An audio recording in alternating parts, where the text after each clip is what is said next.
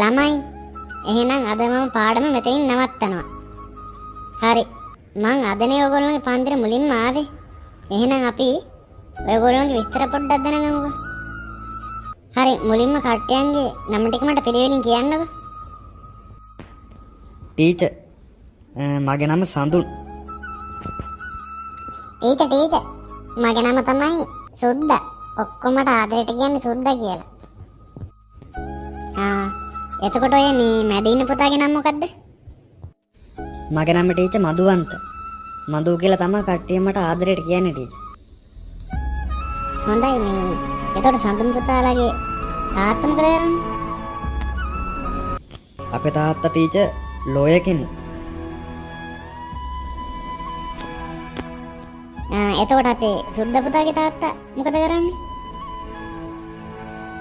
Teacher මේ අපේ තාත්තා මිනින්දෝරු දෙපාර්තමේන්තුවේ වැඩ කරන්නේ ටීචර්. එතකොට අපේ මදුවන්ත පුතාගේ තාත්තා මොකද කරන්නේ? ටීචර් මේ අපේ තාත්තා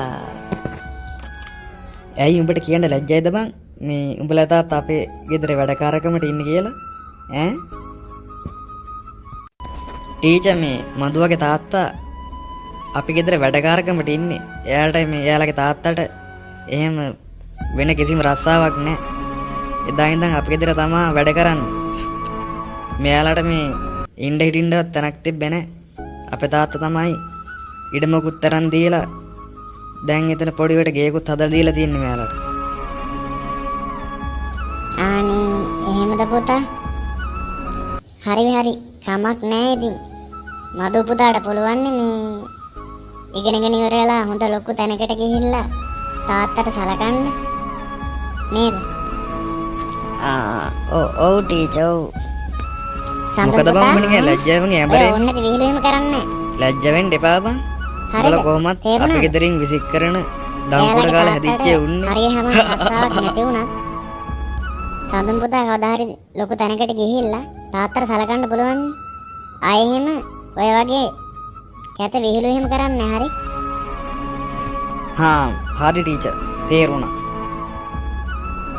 යන් බලපන්. අරකනේ හරි යන්නේ. අර දම්පුඩේ නේ බං යන්නේ.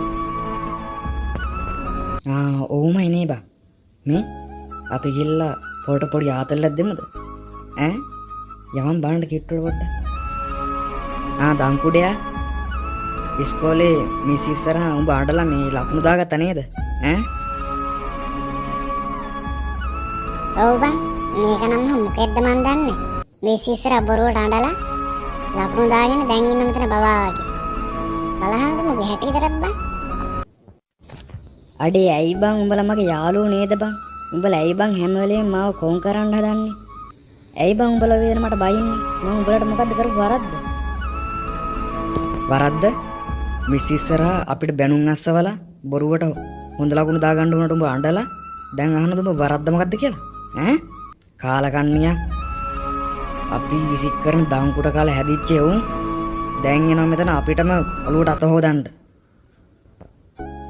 ඔව් බං මේක නම් මොකෙද්ද මන් දන්නේ. මේකම කාලකන්ණියෙක් බං. මේකත් එක්ක කතා කර අපේ කාලේ නාස්ති කරගන්න ඕනේ නෑ බං සඳුනා. යමයි යන්න. මේකම මුස්පේන්තුවෙක් බං. ඇයි බං උඹලා ඔහොම මට කතා කරන්නේ? යකෝ මම උඹලගේ යාළුවෙක් නේද? මම උඹලට කොච්චර උදව් කරලා තියෙනවද බං? ඇයි බං උඹලා මට ඔහොම කතා කරන්නේ? යාළුවෙක්? උඹලා වගේ හිඟන්න කොහෙද බං අපේ යාළුවෝ උනේ? උඹට අපේ ළඟින්වත් ඉන්න පුළුවන්ද? උඹලා අපේ ළඟින්වත් තියන්න පුළුවන්ද ගහංකෝ? උඹලා වගේ කොහෙවත් යන හිඟන්නු අපේ යාළුවෝ වෙන්න හිතාගෙන ඇති. අඩේ ඇයි බං උඹලා ඔහොම කතා කරන්නේ? උඹලා මගේ යාළුවෝ නෙවෙයිද බං? ඇයි බං උඹලා ඔහොම කරන්නේ? උඹලා නම් යාළුවෝ නෙවෙයි බං. උඹලා මහා සද්දු බං. ඇයි උඹ දැන් අඬන්නේ? උඹ බබාද? උඹ ඇඬුවා කියලා අපිට දුක හිතේ. මුස්පේන්තුවා. උඹ දැක්කත්තකෝ ඉවරයි අපේ දවසම. කාලකන්ණියා. අපි යන ගන්න තෝත් එක්ක කතා කර ඉඳලා අපේ කාලේ නාස්ති කරගන්න බෑ.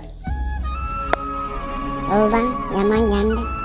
මේකත් එක්ක කතා කර ඉඳලා අපිට කිසිම වැඩක් නෑ.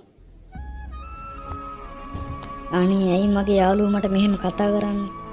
මං එයාලට කිසි වරදක් කරලා නැහැ. අනේ දෙයියනේ ඇයි මට මෙහෙම වෙන්නේ? ඇයි ඒගොල්ලෝ මට මෙහෙම බයින්නේ? මං මොකද්ද කරපු වරද්ද එයාලට?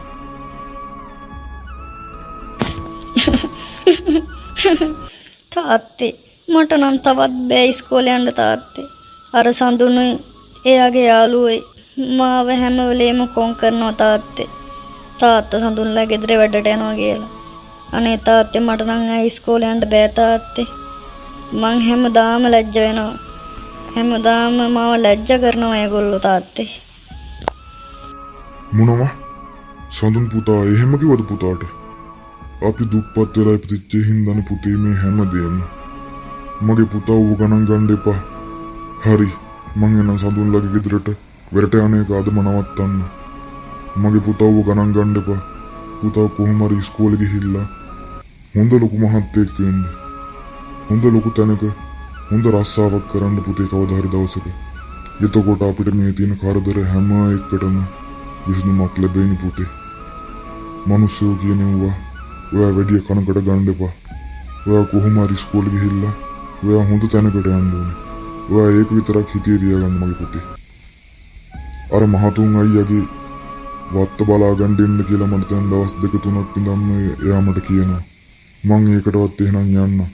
පොඩි මුදලක් දෙන්නම් කියලා කිව්වා. ඒකෙන් පුළුවන් පුතේ අපි දෙන්න ජීවත් වෙන්න. මගේ පුතා ඌව හිතන්න එපා. මගේ පුතා ඉස්කෝලේ ගිහලා හොඳට ඉගෙන ගන්නකො. ඔව් තාත්තේ මං කොහොම හරි ඉස්කෝලේ ගිහිල්ලා කවදා හරි දවසක හොඳ තැනකට යනවා. කමක් නැහැ. ඕකුන් කියන එක කියපුවාවයි. මට ඒ වගේ වැඩක් නෑ තාත්තේ. මට කවදා හරි දවසක මං හොඳ තැනකට ගිහිල්ලා මගේ තාත්තට සලකන්න තිබ්බනම් මට ඒ ඇති. මට එච්චරයි ඕනේ තාත්තේ. මං කවදා හරි දවසක ඔය සඳුනාලට වැඩිය හොඳ ලොකු තැනකට යනවා තාත්තේ. මං අනිවාර්යෙන් ඒක කරනවා. අනිවාර්යෙන් මං ඒක කරනවා තාත්තේ.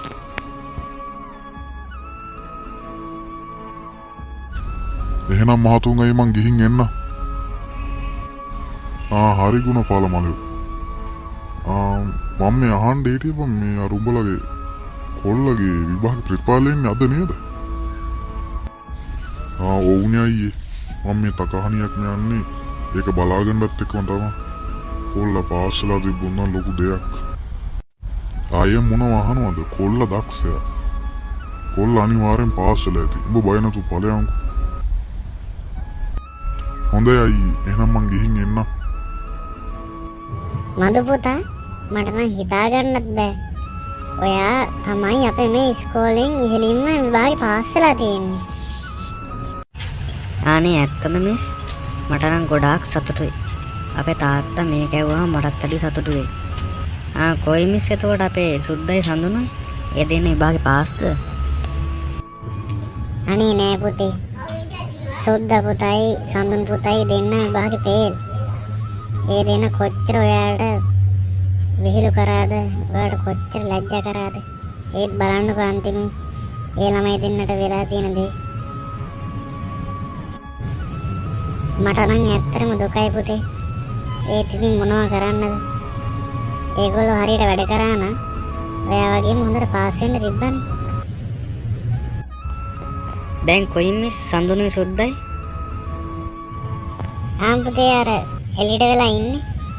පොඩ්ඩක් ගිහින් කතා කරලා බලන්න. සඳුනා සුද්දා උඹලා දැන් මොකද බං උතන කරන්නේ?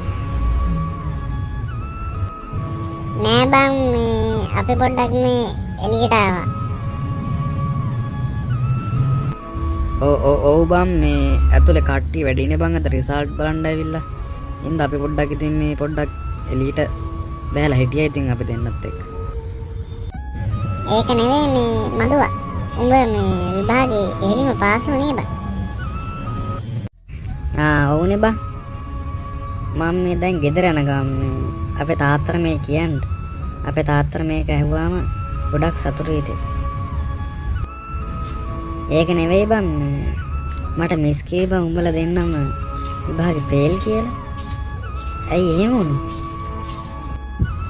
ඔව් මදුවා අපි දෙන්නම විභාගේ ෆේල් බං. අපිට දැන් කාටවත් මූණ දී ගන්න බැරුව ඉන්න බං. අපිට ගොඩක් ලැජ්ජයි බං. අපිට සමාවියන් බං.